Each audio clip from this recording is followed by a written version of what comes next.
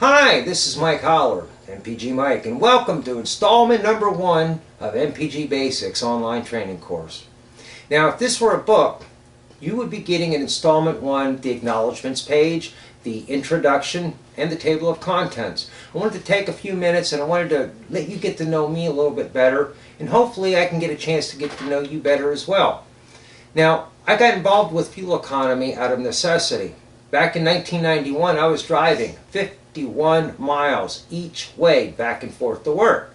At the end of the week, when I put gas in the tank, there wasn't a whole lot of paycheck left over for me. So I started doing some of the basic things, ignition maintenance, MSD box, and I didn't get a whole lot of results. It helped a little, but not much. And I was working as a mechanic, and my boss at the time told me about the front page of the Harrisburg Patriot News, Harrisburg, Pennsylvania. He said there was a car, Oldsmobile Tornado. They had it on the front, and it was just smoke in the front tires in the picture, so much that you could barely make out the car outline itself. The headline read, "This car gets 72 MPG." Boy, did he ever get my attention. A full-size Olds Tornado, 455 V8, 72 miles per gallon. I said, "Tell me more, tell me more."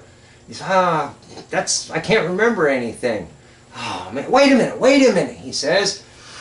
In there, he said that anybody who fully understands how an engine works and understands what a carburetor is supposed to do should be able to replicate my results, even though the hardware will probably look different." Well, I took that as a challenge. I was a mechanic. I rebuilt engines. I rebuilt carburetors. I knew how they worked. So I thought. I mean, I couldn't get 72 miles per gallon out of my little 6-cylinder Dodge, let alone an Oldsmobile Tornado. So what I did, now remember, 1991, this is pre-internet. I went to the library, and of course they didn't have any books on fuel economy. Even today they don't exist out there. But I went and I started opening up encyclopedias. And I read up on the internal combustion engine. I read up on carburetors, fuel injection, petrochemistry, the refining process, gasoline. And in an encyclopedia, when you read through a subject, at the end it says, "See also." And I would go and I would read the "See also." And at the library, I had access to 5, sometimes 7 different encyclopedia sets. So I'd read what this encyclopedia had to say about gasoline, then that encyclopedia, and I would go down through the list. Well, over time, I amassed a lot of the science and the physics behind how an engine works. At that time, I started formulating ideas on how I could improve fuel economy. Well, one fateful evening, I was in the hospital in the emergency ward waiting room. An elderly friend of mine had been rushed there. She was in the emergency room. I'm reading through magazines, and at the back of a Popular Mechanics, I saw an ad, 200 mile per gallon carburetor secrets revealed. H&A Industries, Bowling Green, Missouri. I bit.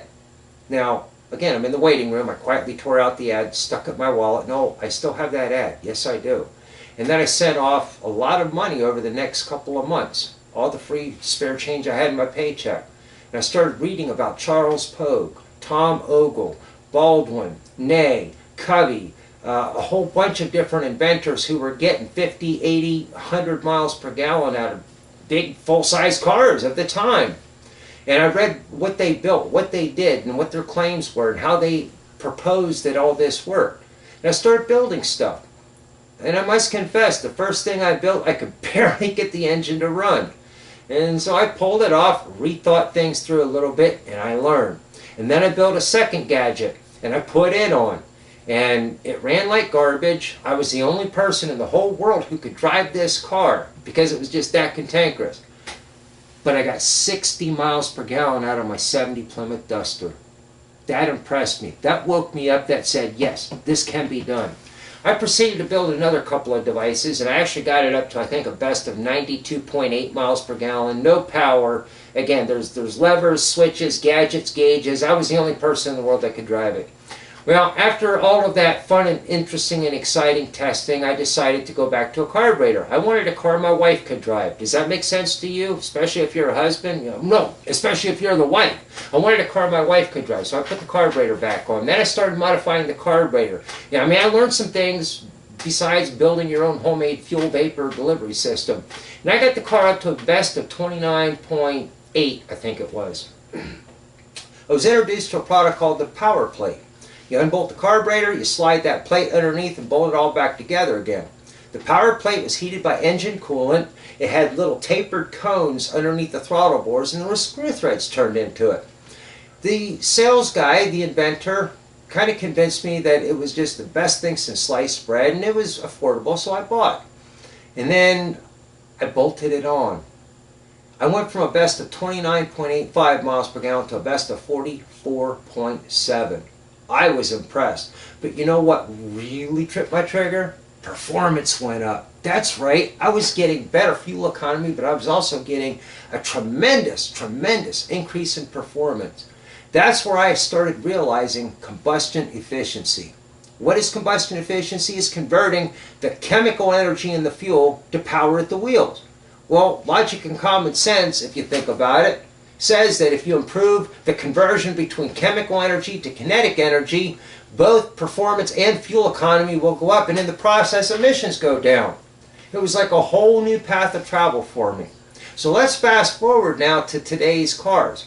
My 70 Plymouth Duster, well, it just isn't representative of what you're probably driving back and forth to work. You most likely have fuel injection with it, sophisticated onboard computers and oxygen sensors and mass airflow sensors and all kinds of stuff that add a little bit of complexity to the whole ball game. The good news is that as we get down through the training course here, we're going to get into that, and we're going to show you some at least simplistic ways where you can start addressing that. Now, throughout this course, I have laid out a step-by-step procedure to try to get you from where you are to where I think you can be in this shorter period of time. Over the years, I've interviewed Alan Wallace. I've interviewed Bruce McBurney. In fact, I'm still pretty decent friends with him. A bunch of names you may or may not recognize. I've studied Charles Pogue, Tom Ogle, and a bunch of these other guys and the technologies and just their life stories. So I'm going to give you a little bit of a taste of that in this course.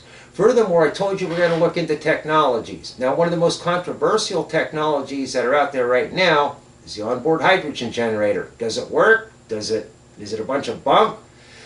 Good news is it works. Bad news is, only when done right, most people don't know how to do it right. So guess what? For free, because you just entered your email address in the box and click submit, I'm going to give you some of the secrets that it takes to make onboard hydrogen generators work. And is there such thing as a magic spark plug? Actually, there is. And I'm going to show you a couple of variations of spark plugs where you will see results. And I'm going to show you what is just a bunch of hype and gimmick, and don't waste your money on them. And as far as additives go, you know what? There's probably hundreds of different additives for fuel and oil out there.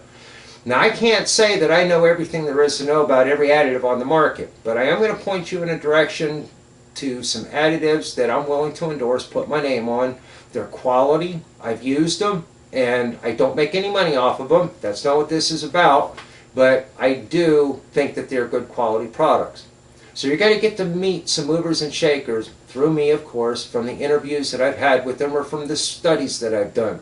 You're going to learn about some technologies that are available today. Onboard hydrogen generators being just one example. There's a couple of products that I want to introduce you to that I think are just exceptional value for the money, for what they do, what you get, and we're going to have a good time. So I hope this is not just educational, but I hope it's entertaining, and I hope that I can somehow instill part of that passion that I have in you, that you will really take this seriously, take action, and see for yourself that this is science and not just mythology.